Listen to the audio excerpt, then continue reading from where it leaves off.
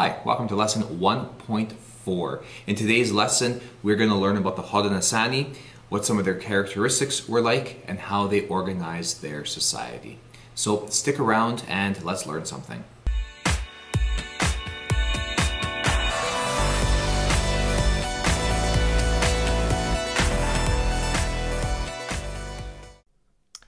So, lesson 1.4. What are some of the characteristics of the Haudenosaunee way of life? We've previously learned about the Mi'kmaq, and now we are learning about the Haudenosaunee, and then the Anishinaabe are the next to come. So, the Haudenosaunee, these are a group of 6 different First Nations that live in and around the St. Lawrence River region in the eastern parts of Canada and the United States. They are made up of the Mohawk, the Oneida, Onondaga, Cayuga, Seneca, and the Tuscarora.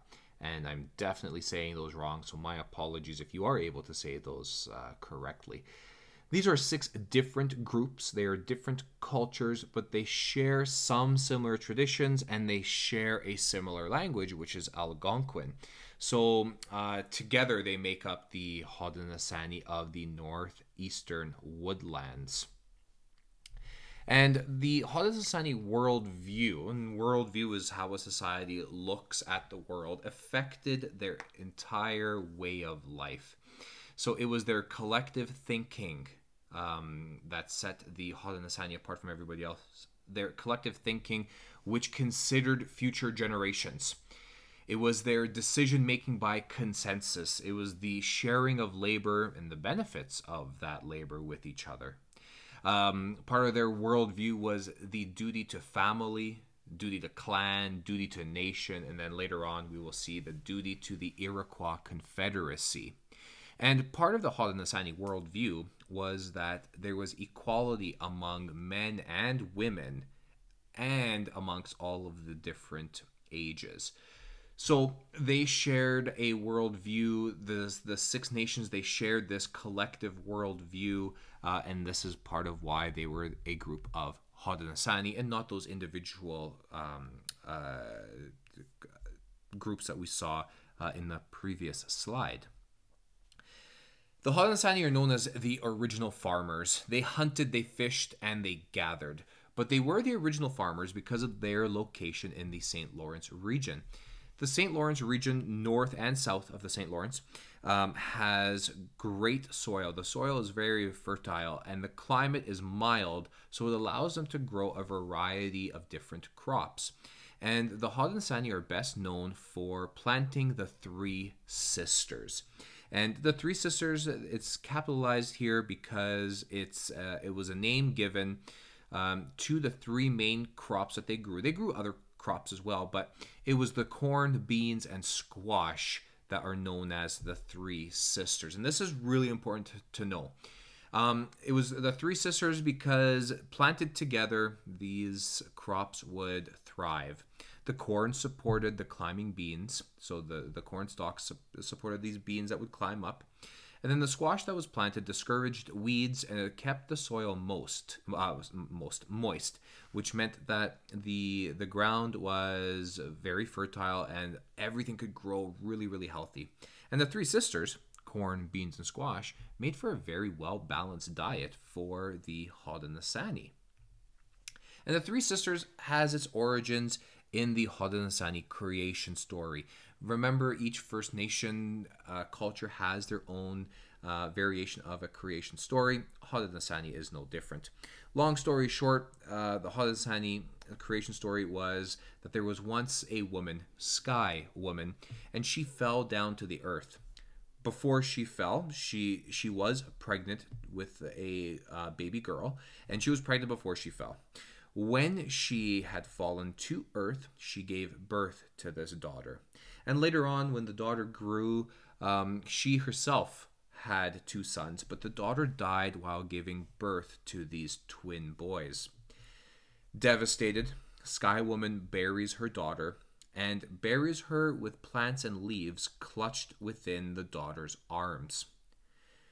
After she was buried, soon after, it was the beans, the corn, and the squash that grew from the daughter that Sky Woman buried. And later it became known as a staple to the Haudenosaunee. A staple is anything that is of great importance and of abundance and a regular source of sustenance. So the corn, the beans, and the squash. So this became their staple. Sharing work and rewards. So it wasn't just the three sisters that the Haudenosaunee grew. They grew tobacco, melons, cucumbers, potatoes, and turnips, amongst other vegetables as well. And the women of the Haudenosaunee, they cooperatively cared for the crops that were being grown. The resources belonged to the entire Haudenosaunee community. So the resources including the land, any crops produced on the land, any medicine that was made, any game, so your animals that you hunt, and housing was all belonging to one community. And they shared all of these resources according to needs. So the people who need it the most are going to get it first. So your children and your elders, they are first. After the children and the elders are taken care of, then we take care of the women of the Haudenosaunee. And then finally, at the end, we take care of the men and their needs with the resources that are being shared. Women had a very important role within the Haudenosaunee culture. Each longhouse and clans lived in these longhouses, and there's a picture here.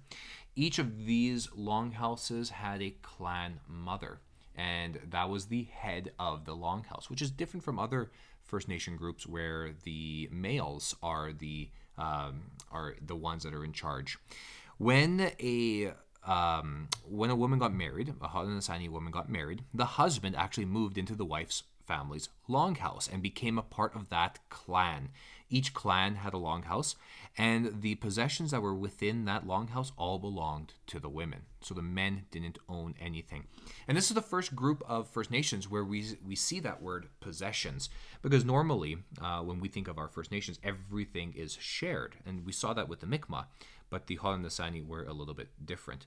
And each longhouse had its own symbol. So you could choose between a bear, wolf, turtle, a deer, snipe, eel, and hawk. These were the main symbols that the Haudenosaunee used to acknowledge the different longhouses in existence for all of those clans. Women were also respected because they were the givers of life. Not only did they create life from themselves, but they also cared for the crops that Mother Earth provided. So women were held in high regard within the Haudenosaunee community and culture. And their role was seen as equal to men. We've seen this is similar to the Mi'kmaq, but the Haudenosaunee go even further. And women got to decide where new villages would be built. They decided what we're going to plant and where they are going to plant the crops. They had a deciding role in whether or not to go to peace and whether or not to go to war and when to make peace. They controlled immigration as well. So refugees from other First Nations or orphans of other First Nations, they decided who is coming in and out. So kind of like what the federal government does today in terms of immigration, who gets to come in and who doesn't. They were very much involved in ceremonies, and they took a great deal of pride in helping absolutely everybody. So they would be seen as advice givers. People would go to them to ask questions for guidance, for advice. They would teach the younger generations, all done by women. This should say Haudenosaunee government, not Haudenosaunee women. Sorry for that spelling mistake. But their government was built off of alliances. And an alliance is basically a union. And this was very common. And in this image here, you can see some of those animals that the longhouses could choose. Because they were very similar, those 6 nations were very similar, the Iroquois Confederacy was established for the nations south of the Great Lakes. These are the Seneca, the Cayuga, the Onondaga, the Onyeda, and the Mohawk.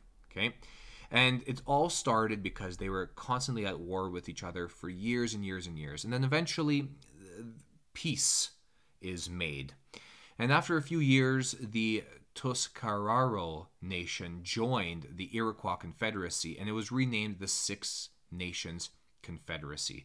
And this created something called the Great Law of Peace. The Great Law of Peace was something that was recited and memorized by all of the Iroquois, and it was similar to like a Charter of Rights and Freedoms, if you will, or from an American point of view, a Bill of Rights, where everybody has a right and everybody is seen as an active member of their society. When it came to making decisions, this was heavily involved with the clan mothers.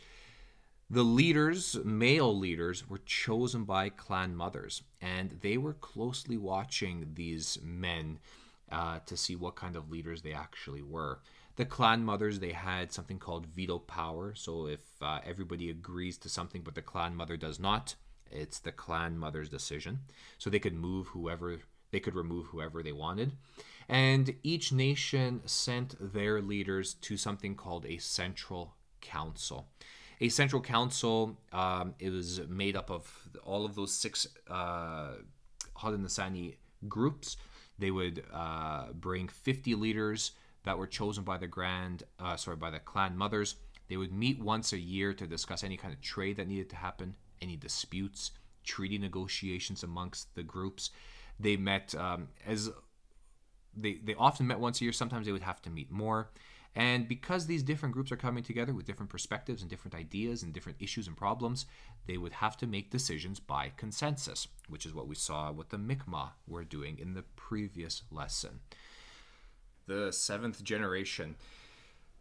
The Haudenosaunee were always looking towards the future, and they believed that they were responsible for all environmental health in and around their area. It was their duty to take care of Mother Earth. And they believe that if the environment gets abused, then the future generations will no longer have resources for them to use. Because of that, all decisions that the Haudenosaunee made were carefully thought out, and they tried their best to predict the impacts that their decisions would have on the future of the next 7 generations. If they believe that it would affect the 7 generations down the road, then they would reconsider any decisions that they make in terms of their environment. All right, I want you to head over to your notebooks and complete the following questions or the next questions for this part of the chapter.